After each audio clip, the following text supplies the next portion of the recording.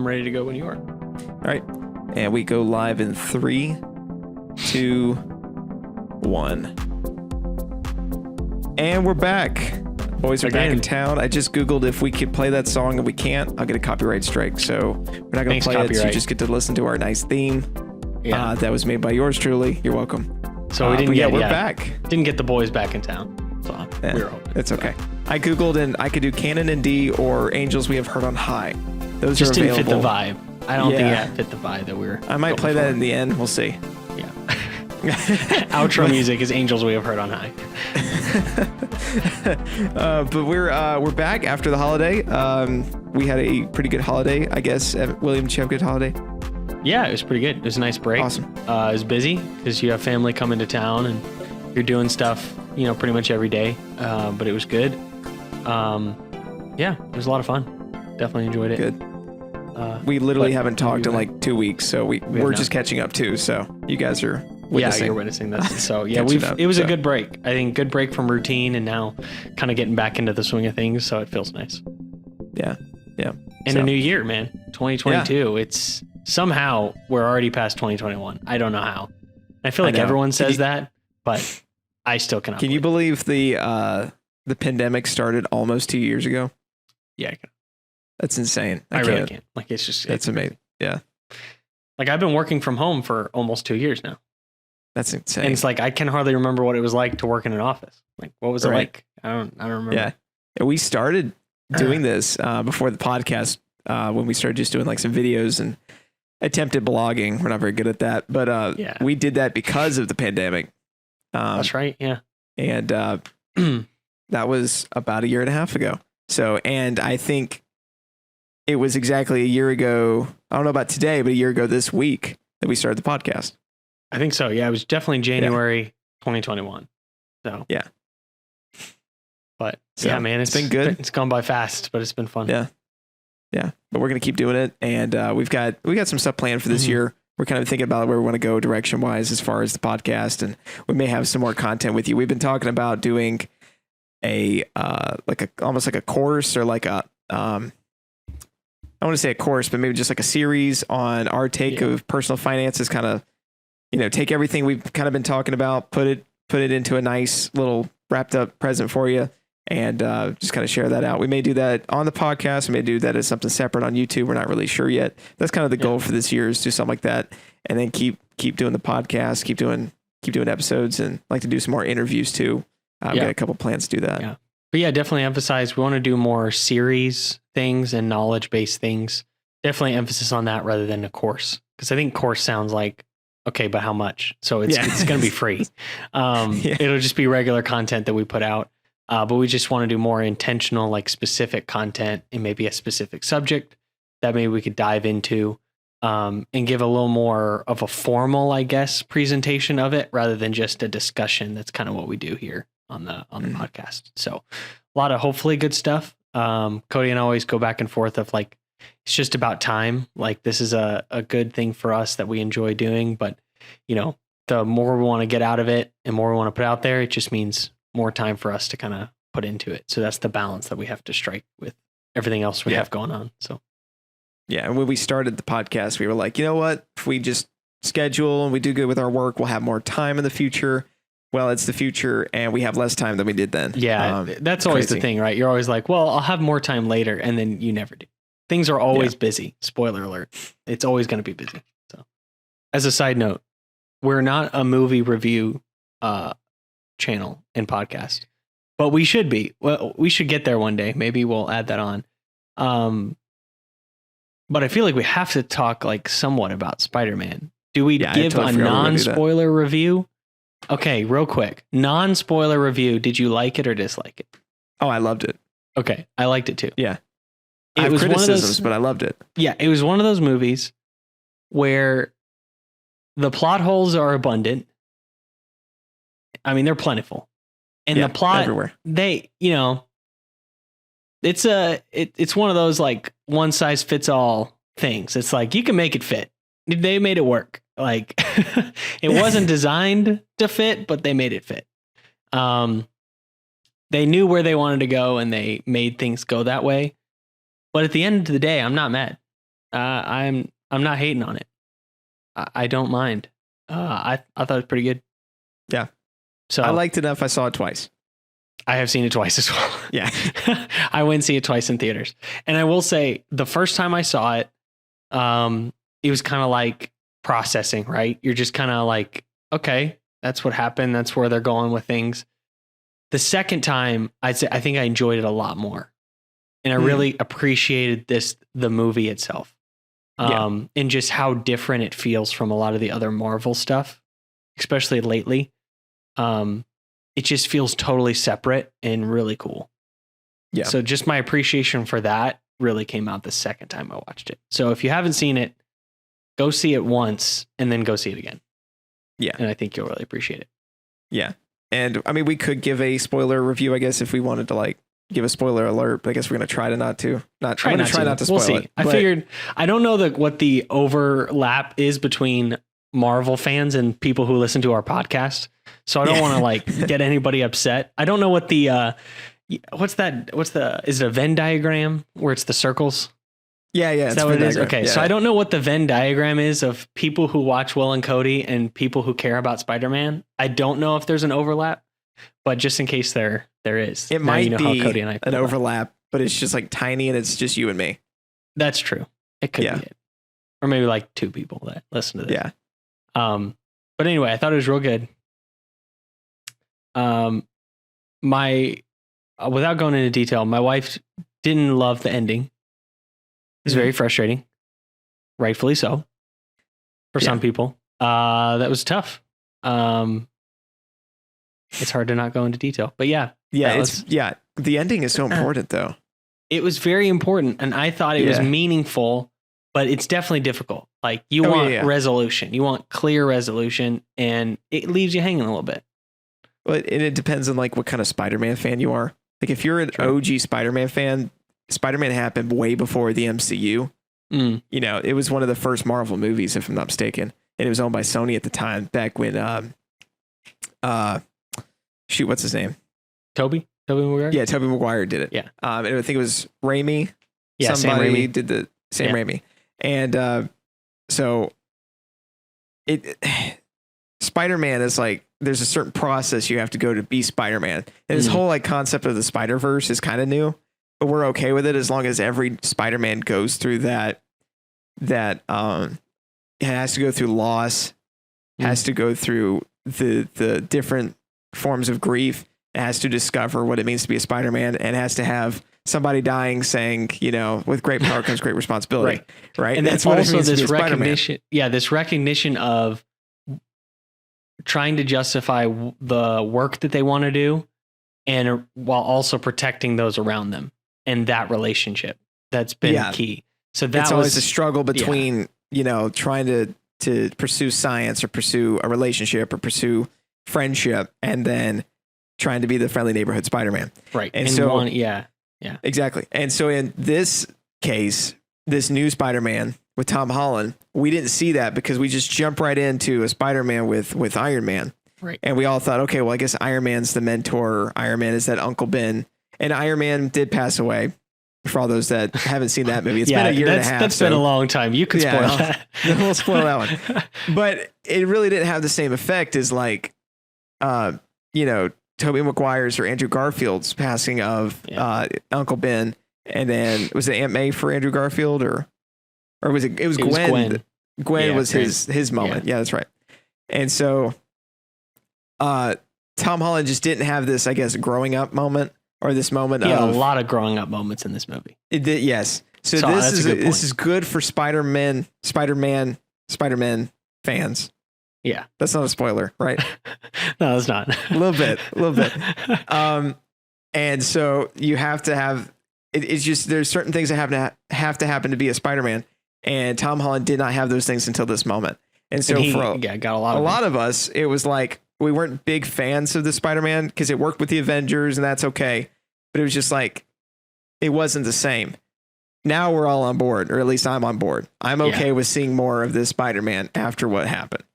Yeah, which, you know, we don't know if we will, depending on all the Sony stuff. So anyway. That's true. But okay, enough about that. We can maybe dive more into it later about. Do you want to things hear we one liked. small thing that'll make you happy? Maybe. Sure. So this month, I think Morbius is coming out. Yeah. I don't know if this is true, but I hear Andrew Garfield will have a cameo in it. Oh, interesting. Yeah.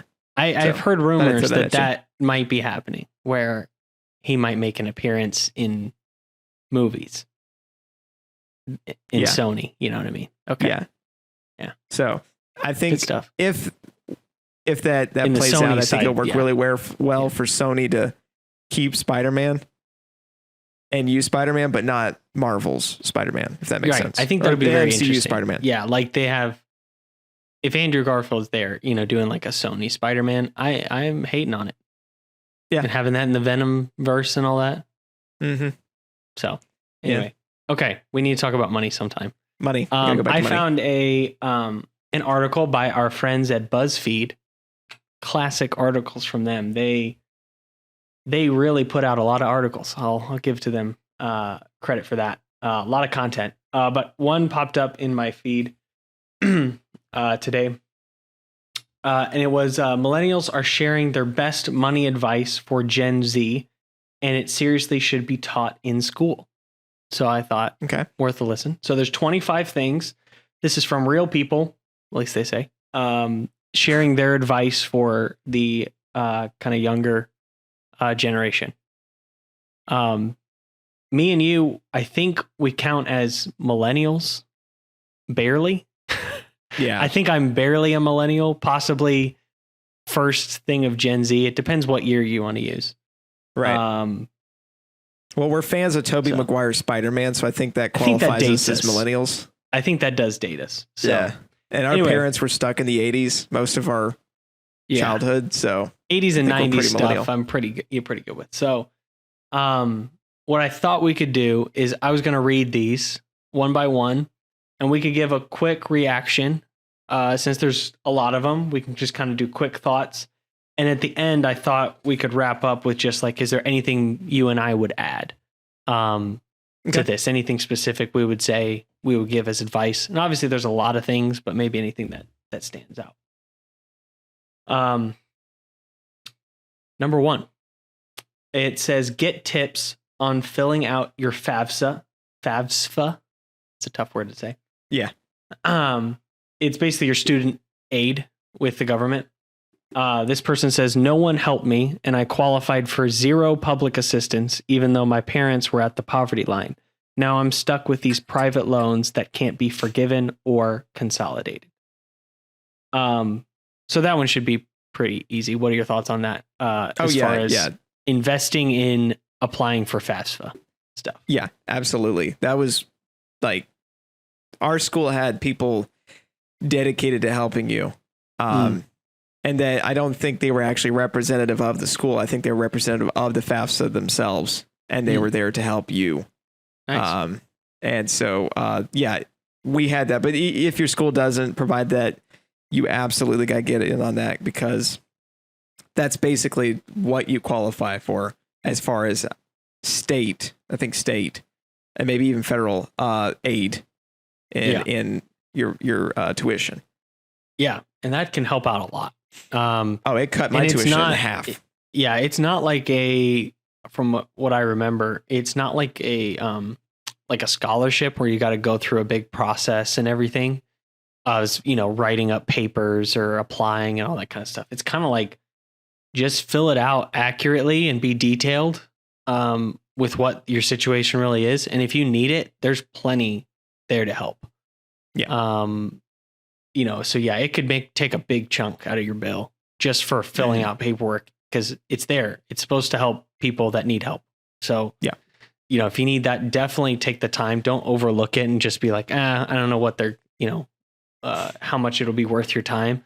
If you spend a few hours and save a few grand a year, that's, great return on your time there.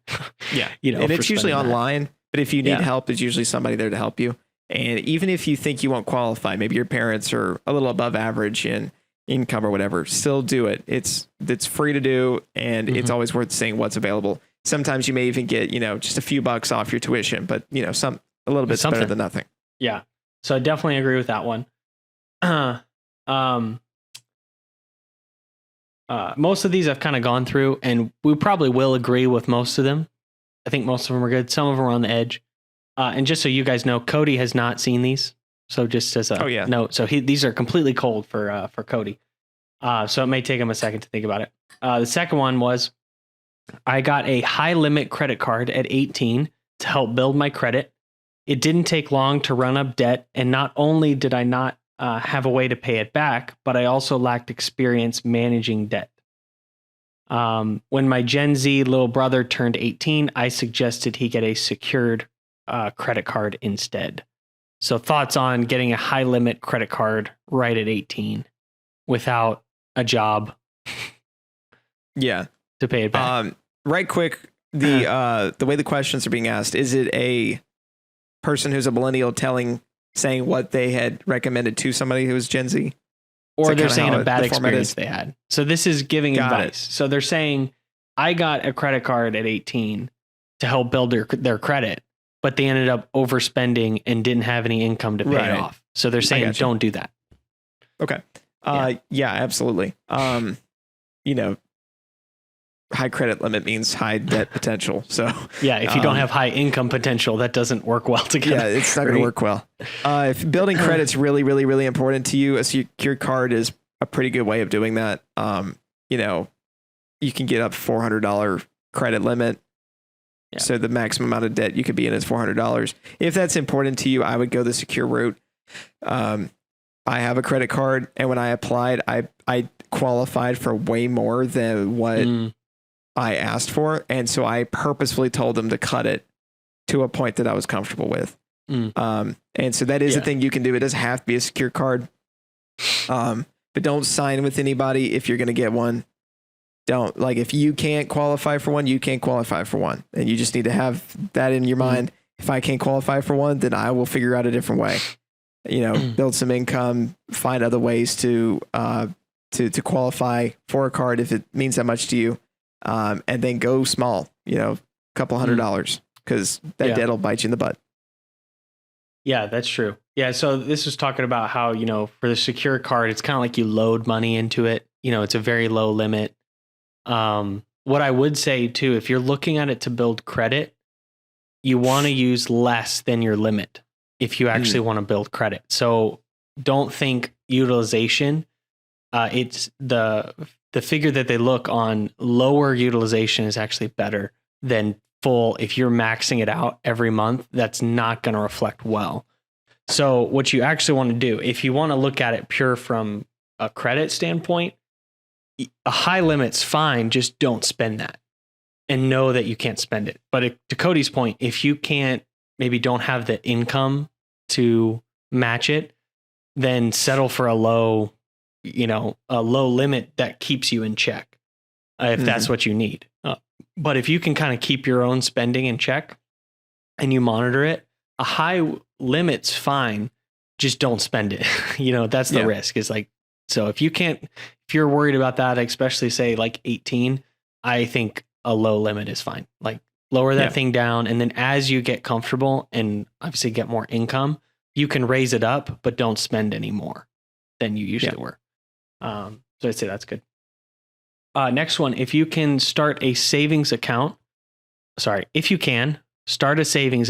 soon as possible for emergencies.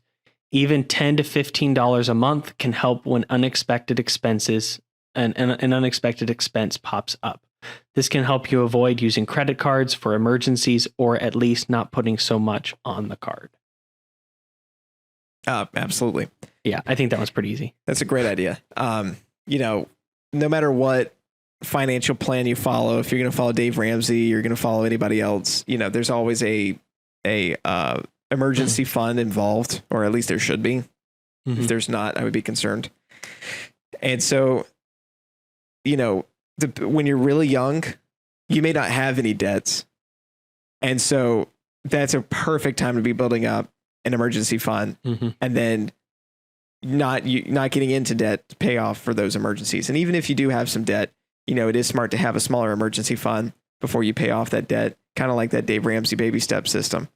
And so definitely think the moment you got an income, the moment you make money, I recommend starting an emergency fund, no matter the age. If you're 13 years old and you're mowing lawns or selling some stuff, create an account. Make an emergency fund. A little bit can add up. And then also it can help you not get into a hole. So even if it's not an emergency where like, you're like, I don't have anything to pay for. What do I need it for? You know, but if you start saving a little bit now, then when something comes up to this point, you don't run for the credit card or get in debt. You can just take care of it. And you're not then having to dig yourself out of a hole. You're kind of on a stable foundation. That's what I would, you know, put it as. So yeah, even a little bit can help out a ton. Oh yeah. You know, and just the discipline too of saving that will help you a lot. Next one says, I wish I had taken a second to read the paperwork or make sure I understood what I was getting into when I got my student loans. Ooh. I mean, that one's easy because I feel like, yeah, it's kind of this thing. And sorry, I'm jumping the gun talking here, but I feel like it's this thing where it's just like, oh yeah, sign it. You know, whatever we got to do.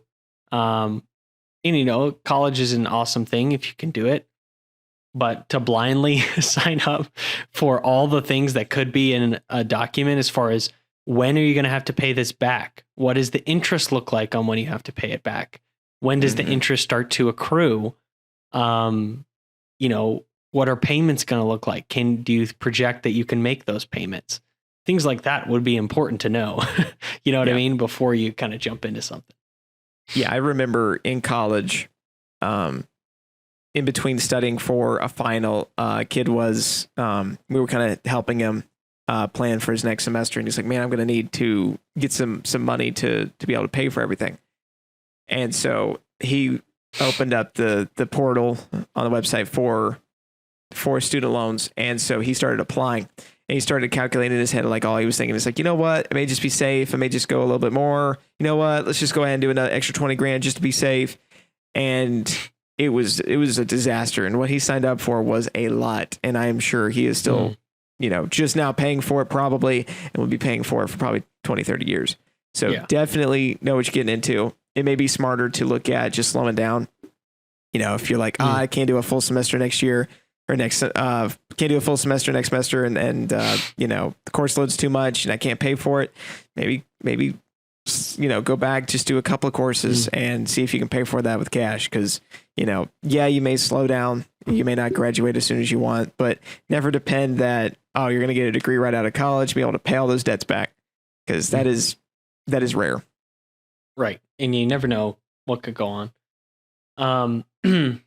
Next one says, be mindful of who you trust to pay you back. I think that's just an honest, good piece of advice of, you want to be willing to help others, but IOUs are dangerous because, you know, it's just their word of if they're going to pay you back or not. Yeah. So if you're going to give, if you're going to do an IOU, I would make sure that the money is not something you expect back. Yeah. I think that's one of these later. So we'll see. Yeah. I think another one mentions that. Number 6, try harder to get free money. There are so many scholarships and grants for so many things, especially people of color. Please put in time and effort for higher education because it's there.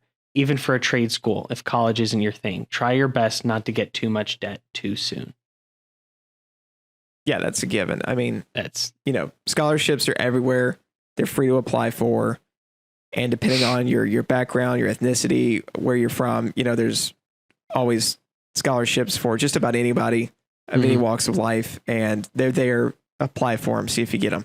I mean, there used to be a thing. I mean, my scholarships basically paid for mine. So I had a few, but it used to, when I was with my friends, they would have like scholarship parties and they would just, everybody would crowd around the table and they would just be Googling different scholarships and applying. And they'd be like, hey, did you get this one?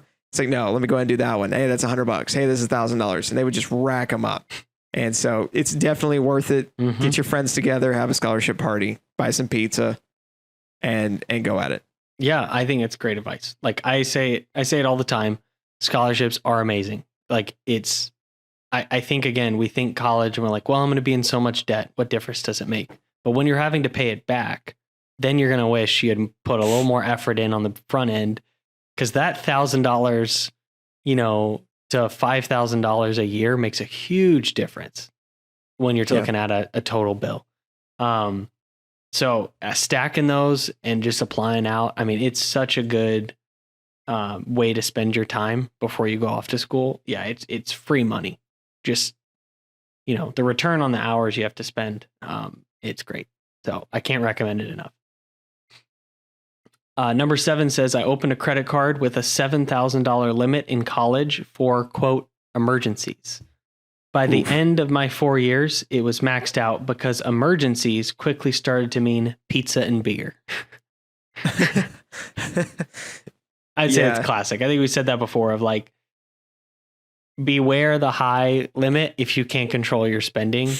And then also, I'm not a huge fan of credit cards as emergency funds or for emergencies, because if you have no income to pay it back, you're just going to tack on more debt.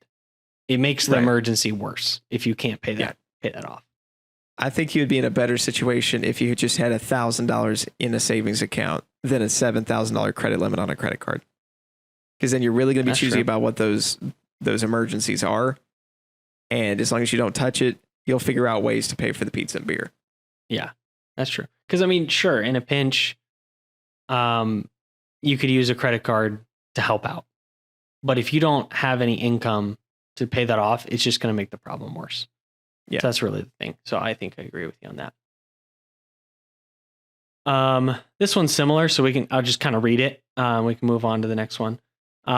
It says, don't transfer money from a credit card account to a regular spending account as a, quote, cash advance. The bank will likely charge you a much higher interest rate than normal and maybe extra fees, and you can end up having way more to pay back than you expected.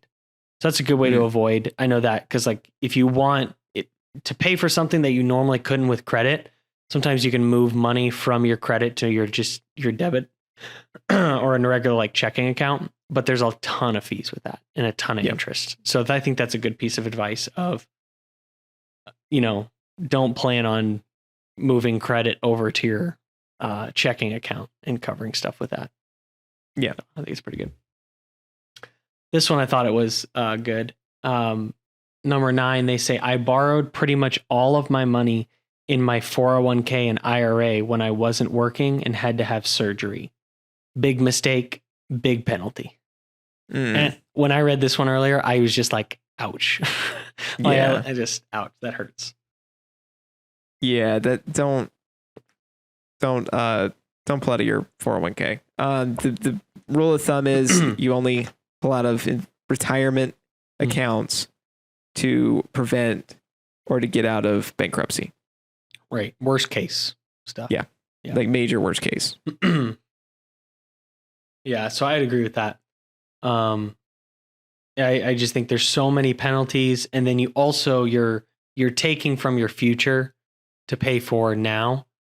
And there's so many better ways to pay for now stuff.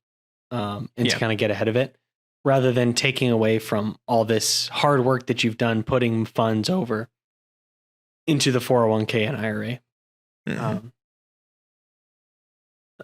This one I thought was interesting. Like I hadn't really thought about this before, but I guess if you were in a situation where you didn't have much of a buffer in your checking account, which I don't know about you, but I always keep a buffer of like a few $100s just in case that sits there. So that's kind of my answer to this one going in. But it says top banking tips. Number 1, don't rely on your bank to balance your checkbook. Balance it yourself, and only use your online banking tool as a means to double check for errors. You never know what's pending and for how long, so you may think you have more money than you do. Yeah. Yeah, absolutely. If you, like, for example, let's say you are at a restaurant and you pay the bill and then you write down the tip. Usually that doesn't show up in your bank account till a couple of days later. That's true. Another example might be a hotel. They may put a hold, not a hold, but like a small amount on your card as to hold for, let's say you damage something, kind of like a security deposit or something. So there's that. Um, there is, you don't really know everything. I would keep up with, I wouldn't rely just solely on your bank. I would keep it in the back of your mind and write it down of every transaction, everything that you've done. So that way you can kind of cross-reference it with your bank. And by that, I mean, have a budget. Yeah. I was going to say, I don't really balance checkbook because there's just a lot of transactions. Yeah. But I would say most banks will have a feature. If anything is still pending, I know mine will list them separately and not include it in the balance unless it's actually there. But you're right. Some things it won't show, like a tip, if you go out, or maybe something that's like just the initial payment was there, but then there's other ones coming. So that's why I would say I definitely just have a buffer in my checking account of just a few $100s. That way I know there's maybe some timing with things, but it'll all be kind of taken care of. Yeah. Yeah. And on a side note on that one, I would also check your bank after every transaction to ensure everything is everything was the right number. Because most banks are pretty quick. I do this with like gas a lot. Sometimes if I put in my credit card or debit card and it says denied or something like that, it may charge some. Usually gas stations will charge to make sure you have enough money to pay for the gas. Usually it's about $50. So always double check and triple check. I've had to go back in and say, hey, I got double charged even though I only got gas once. So definitely do that. You can, get ripped off all the time and not even know it. So I would definitely, after a transaction, open up the bank account app and just verify, Yeah, that it checks out. That makes sense. Yeah. Number 11 says, I teach at a community college and I am, all caps, amazed at how much cheaper the tuition is than at the state university I attended. I mean, it's not exactly the quote true college experience, but earning an associate's in 2 years and then transferring for a bachelor's means saving a lot of money for your gen eds. Yeah, Cody and I are big fans of this. Yeah. big fans of this. And I know it's not the fun thing of going to the big school for 4 years. I get that. It's not as exciting. But I got a ton out of the way at community college, and it is so much cheaper. Like, I'm trying to remember, and I may misquote this, but I want to say like credit hours. I think it was like at community college, it was like $30 a credit hour or something like that. Like, it was crazy cheap. And then I think at ASU, by the time I went there, I think it was like $500 a credit hour or something like that. Yeah. Something along those lines. So, I mean, it's a huge difference, and it's the same credit. Like, those basic classes that you can take anywhere, English, math, basic things in what you want to study, like, you can get those out of the way for so much easier and cheaper at a community college, and then just transfer. And then it still says the state university where you got, your final degree. That's the only one it's going to list. It's going to say bachelor's from this place. Yeah. So this is a big one, and I might spend a little bit more than a minute on this one, but this is huge because we did, I think we did dual enrollment. Actually, we're both homeschooled. We did dual enrollment with our local community college, but the only thing you need to focus on is when you're at a community college, make sure the credits transfer. Yeah. I knew what degree I wanted kind of after the first year of community college, but I focused the first year of community college on core only. The maths that everybody has to do, the science, the English, the history, we had to do a Georgia history credit. All that I just focused on until I was trying to find what degree I wanted. When I found the degree I wanted from the school I wanted to go to, I cross-referenced with a website. I think it's a state website. I mean, for me, it was Georgia State, USG or whatever. I'm sure it's different for everybody. But it would be able to, you'd put in this college and what would transfer and what credit would work out. And I could be like, statistics here will transfer to Georgia Tech here as statistics elementary, which would count as this credit for this degree. It's a little work, but you save so much money. Yeah. And so you also may have an easier time getting into the college you want. For me, Georgia Tech was very, very difficult to get into without really good ACT scores, which mine were trash. I mean, I'm just being real. It was awful. I took it 3 times. Honest. I scored the same all 3 times. Nice. It's really bad. It's bad. So I'm not going to say what it was. It was bad. And high GPA. I was homeschooled. It was technically accredited, but you may have issues of it being recognized. You may have accredited issues. They may ask you, like, what curriculum did you did? Are you sure you did all this right? They ask for your test scores. You may accidentally throw them away. All this good stuff. Community college, they really don't care. In fact, they just had an entrance exam that was pretty easy. Yeah. And then I took that. I did that for a year. And then I went to it was a university, but it was still local. It wasn't very big. A little bit more expensive, but still way, way cheaper than the big school. And I got my associates there and then transferred to Georgia Tech, the big school, and only had to pay for a year and a half there. Yeah. Right. And the last 2-3 years beforehand were almost free. Yeah. It's really cheap. Yeah. It's super cheap. And if you're dual enrolling, it is free, especially in the state of Georgia. I don't know anywhere else, but yeah, I think in Arizona it was too. The Hope or at least, grant, I think, like pays for everything. Yeah. So it's a great deal. If you're willing to do it, I think it's got great value. I know it's a hit to the image that you want to have. And maybe you get, other thing is maybe you get a full ride scholarship to a big school. Sure. Go all 4 years. Absolutely. But if you don't just accept that you're going to have to, pay for 4 years at that school. There's other things you can do if you just spend a little time. And I think it's really worth it. A lot of people I know also like AP credits in high school.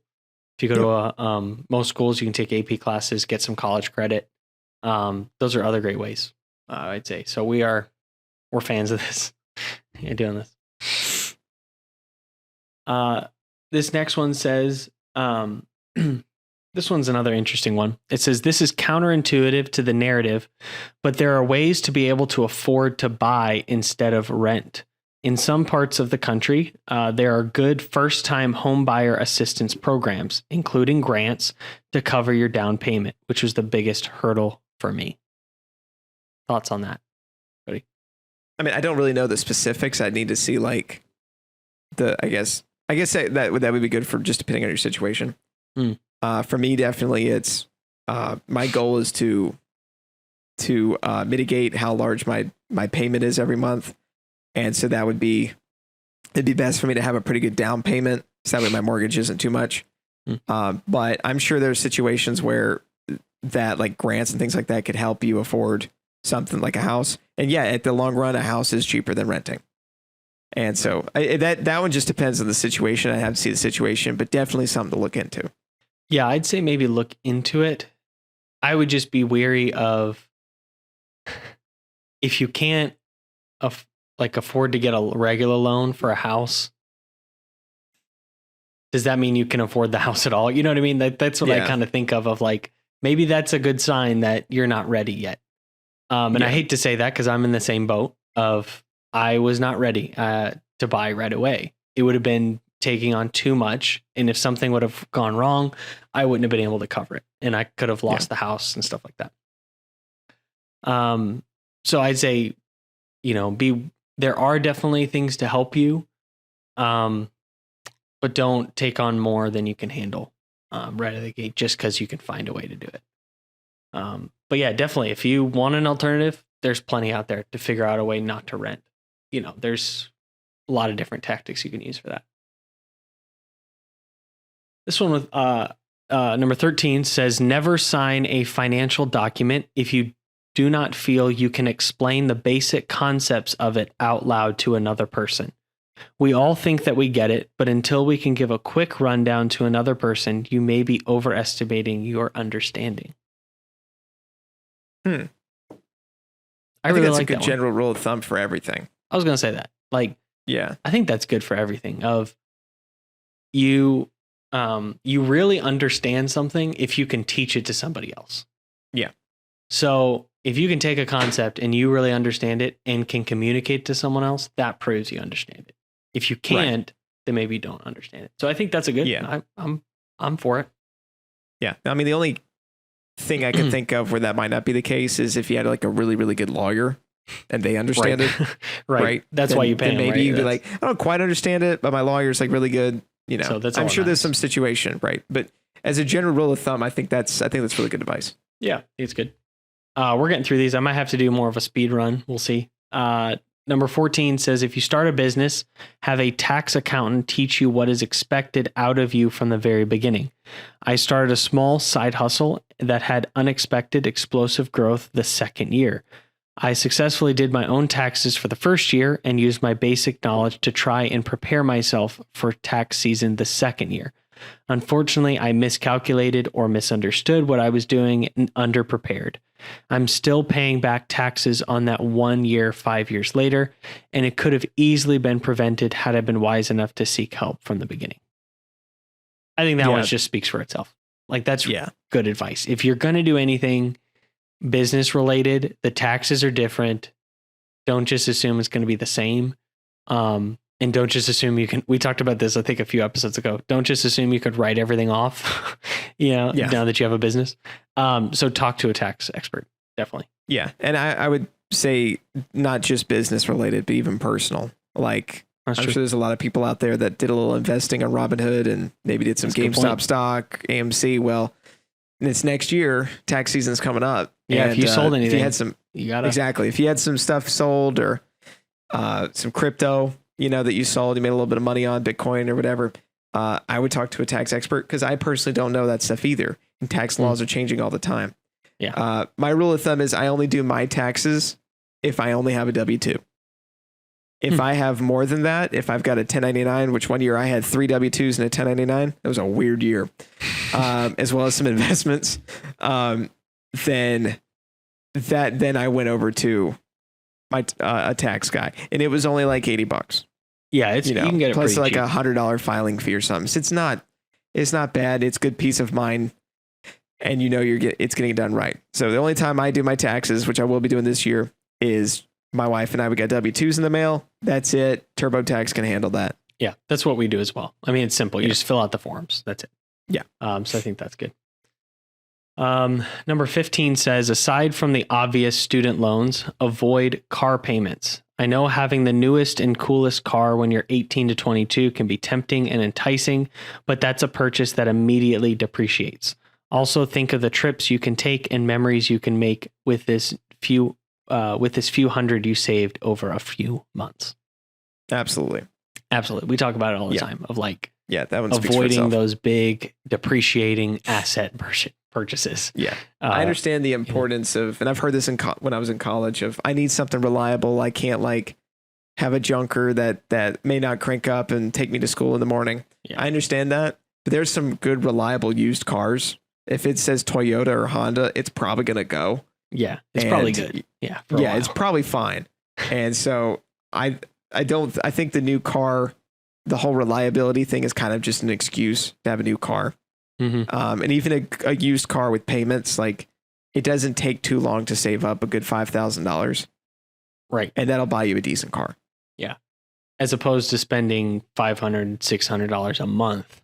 Exactly. On a brand new car. That hurts. Yeah. You could save that $500 a month and in 10 months afford a car. Now you're not in debt. And now you have free income. Whereas the same situation, you go buy a $10,000, $12,000 car and you got $500 a month or whatever it is, you're going to be paying that for probably 36 months.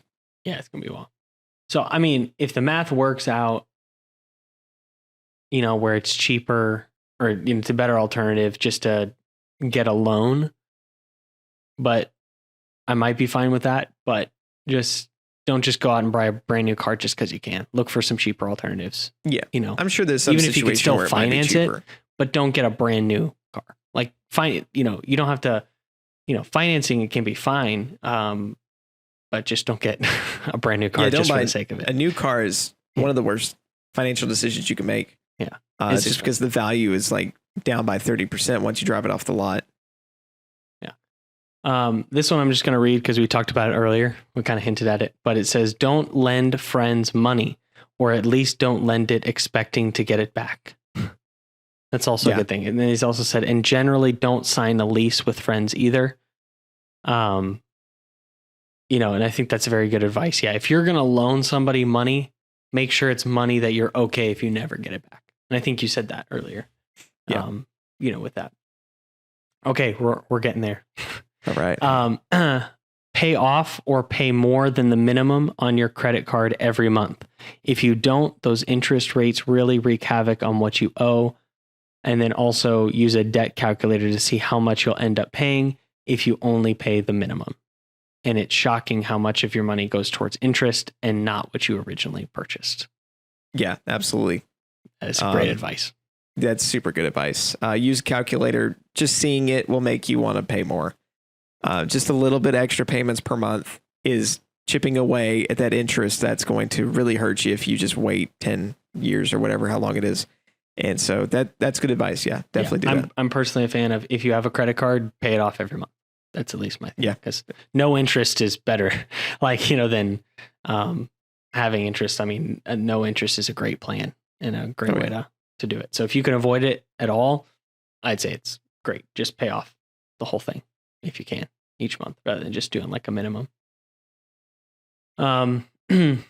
The number 18 says, I wish someone would have taught me about credit scores, how to check them, what to do when your identity has been stolen, how to make a claim of fraud to each credit reporting agency, etc. It wasn't taught in school and my parents didn't teach me, and I was really left in the dark on all of this. I think that's something we definitely don't talk about, of like, and even me like trying to figure that out of like, what is good for a credit score? How do I build one? Do I need one? How do I check it? Should I check it? Is it bad if I check it? Where to go? Yeah. All those things. Yeah, definitely, like, before something happens, I would look into it. Like, before like an identity is stolen or anything like that, go ahead and just dig into this stuff. That way you kind of know it. That way if something happens, you can just, you know where to go. Credit scores are kind of I don't like them. I don't like. I don't love the calculation. I don't like the concept, really, to be honest with you. But it is a thing and it is useful. So as far as the education part, Credit Karma will do everything you need. Just download the app, and it's free to my knowledge. It doesn't hurt your credit, and it'll kind of tell you what are strategies to do to build your credit. It'll also tell you what maybe you did that hurt your credit. And it'll give you like a goal. If your credit, to build your credit, it'll give you goals and things that you can do. Now, it will advise you to get other credit cards, to have more debt, stuff like that. I'd be really leery about that. So I would kind of push that to the side unless you really, really want to go that route. But all the other advice that it has is really good, especially with what you currently have. Like if you're currently in debt or you currently got a credit card, it'll help you utilize that to the best of its ability. Yeah, definitely. And like take it with a grain of salt of, maybe not all suggestions are the best, but I agree with, what you were saying, Yeah. And credit score is not the end all. Your finance score. Yeah. It's not how good you're doing. It's not the end all be all score. It does help in a lot of things, but it's not your gauge of success, with that. This one's just funny. It says, I thought my first credit card had a $900 limit. Turns out it was a $3,000 limit, and I ran it up in just 3 months. Holy cow. Yeah. And so they said I had just moved into my first apartment and needed furniture. So ouch. So I guess that's more just like with getting a credit card. Make sure you know what your limit is and know how much you can't afford to spend. Credit Karma, again, it'll tell you what that is. Good to know. Okay. I've been waiting for this one. Number 20. We're getting there. Credit cards aren't evil. For one thing, having one helps you get good credit, which is important for a lot of things. We were just talking about that. Secondly, heaven forbid something happen, like your car breaks down miles from home, or you lose your home to a fire and you need clothes, or you simply don't have money for gas to get home. A credit card can save your butt. They didn't say butt, but I'm trying to keep a G on the Will and Cody Show. That's a toughie because it's tough. Yeah. If you're in a situation where you don't have an emergency fund and you just have to do something, then the credit card is kind of your last resort. Yeah. But I don't want you to be in that situation. Exactly. Yeah. I don't want you to, yeah. I would hope you never be in a situation where it comes to this. Yeah. So I guess in my mind, I'm thinking I've got an emergency fund, right? Let's say something happens and I use my emergency fund. Next would be cash reserves, right? Then maybe I deplete those. Next would be selling some stuff. Maybe I deplete that. And then I keep going and going and going until I have nothing. And then I may have to use my credit card. That's in my mind. That's the process I would go through to try to take care of these emergencies. And the credit card is at the hierarchy. It's just at the way bottom.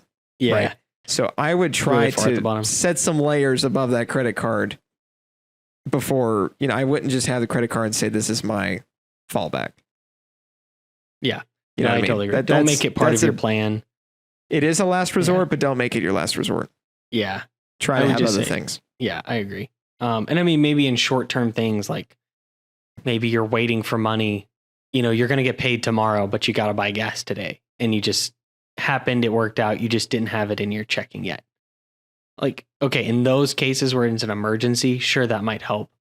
But for big things, I would say I disagree with this advice. I would do other pre-planning, so it didn't come to this, where you had other cash sitting there you could just use really quick for those type of things. So this is the main one I would say, like, I disagree with.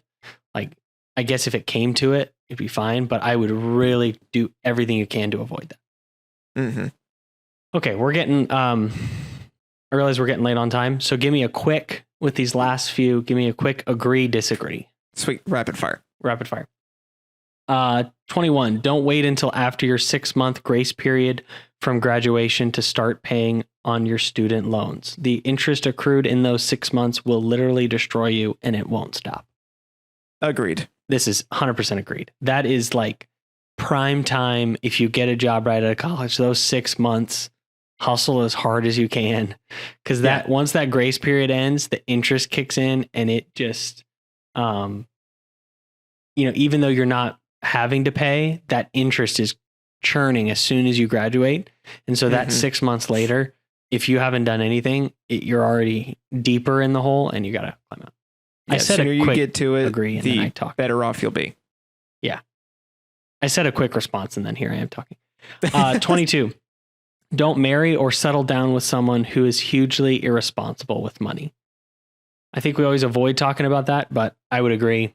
I'd say, yeah. I mean, it's a thing you got to look at. Like, there's room, but there's room if you love the person. It should at least be in the conversation. It should be in the conversation. Yeah. At least a plan. This is another one about credit cards. It says, store credit cards may have higher interest rates, but can be useful if you shop there often and pay it off in full every month. And then talking about special discounts and stuff that some stores may have, if you have that. I'm going to say maybe, but I have not found a situation where that was useful for me. Yeah, so maybe not personally. It just incentivized me spending more instead of shopping for discounts in other places. Yeah. So it may push me to go directly to that place just because I want that saving or I want that to use that get those points where I could have been over at a different store and saving even more. Right. Yeah. No, I think that's good. 24. Don't assume you're fixing your credit by not using it. I made mistakes with a card at 18. Thought I was doing the right thing by not using a credit card and paying for purchases outright. Come to find out that was a huge mistake. You can't improve your credit if you don't use it. I hate to say that he's saying it's a mistake to just pay outright for something. Right. Because it's kind of a good thing to do. I would agree. But yeah. Yeah. I would agree. I've made the same thing where it's like, if you're going to use your credit score, just stopping definitely hurts it. And I'm in that same boat where I did the same thing. Yeah. Where it's like, I just stopped. So now I'm in the phase of like, well, if I want to actually improve my credit score, if you want to focus on that, you got to do some stuff again to kind of build it back up. Last one, I think we can agree with this. Number 25, don't write off trade schools as an inferior career or higher education path. Ooh, that's a good one. Yeah. There's a lot of good trade schools that we like shun, but you can make good money. Like if you're just worried about getting a job, like you can make some real good money in a trade coming out of it. And the trade market is extremely high and high demand right now. And it's almost a guaranteed job right out. So you get minimal debt to no debt, really cheap education, And may not be quicker quite what education. you're looking for, but it is quick and it is good money right out of it. And usually the depending on the school that you're at, usually the certifications are included in the I've got a buddy, I'll use him. He's done I'll use him as an example. He's done like 6 months of training at a trade school, was able to get a certification. And he's making way more money than I am in IT, right? And that's all he needed was 6 months. And he's making tons of money. He loves his job. So you don't have to have a degree. Really, trade schools also just do certificates and like diplomas and just things like that can help you get to. So if you know the career that you want and you can find an education system that lets you get to it, I would go that route. But man, trade schools, they're hot right now. They're up there with, I'm saying community colleges, man, similar, where it's like, just get what you want at cheaper, and then move on. So I don't know if we have as much time for our advice. I know we're getting kind of long. So maybe we'll save that for another time, but I at least wanted to review these. And I think we got a lot of talking points in about a lot of different subjects.